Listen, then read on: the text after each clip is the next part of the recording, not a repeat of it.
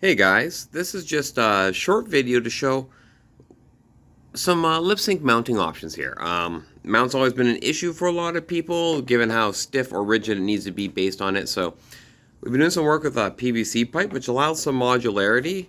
Obviously, it's a little easier to do those iterations when you're face to face. So I'll send you a kit. It's probably a starting bit. There may need to be some plain iterations, but I thought I'd just shoot a quick video because I think it's going to be a lot clearer than sending a bunch of pictures and documentation. So I hope this helps in trying to look at the mount for some LipSync stuff. So here we go.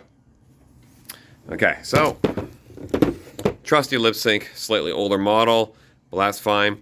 So you may have a steel insert here or a brass piece here, which you may or may not use depending on the mounting options that we go with here. So what I have here is the majority of a piece of PVC pipe for mounting. So here, let's see if I can get this in shot. Not quite long enough arms.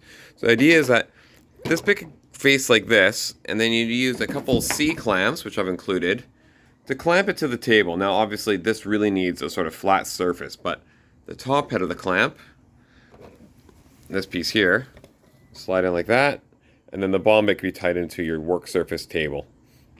This may or may not work depending on sort of throw and where your legs and wheelchair is with your desktop surface. But that's the sort of idea. So that can be mounted there. And then you have some modularity in the bottom here in terms of twisting these angles and bending this up, sort of kind of go up and out, etc. Now this top bit I've left open here because there's a couple different ways where you can kind of mount that final mile to the LipSync. So one would be this right here. So I got the little connector piece in the middle. Kind of pop that in and squeeze it tight. So this gray piece here will screw right into the 3D printed shell. You just want to be careful not to over tighten it. I don't think you'll bottom it out. If you do try bottom out, you may crack the shell because this flares out and is a little bit longer than the threads on our existing shell. You can kind of actually see that in the video there. So this is one option.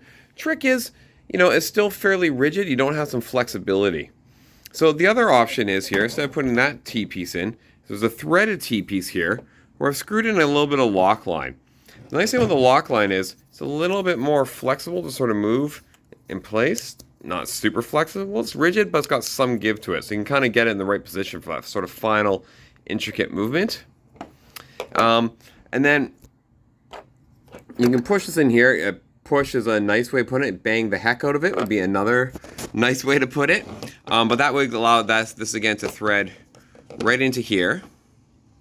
But if you do have that sort of steel piece, that brass insert, if instead you push this piece of lock line in there, then this gives you a lot of degrees of sort of freedom to really change the angle that the LipSync may be mounted on.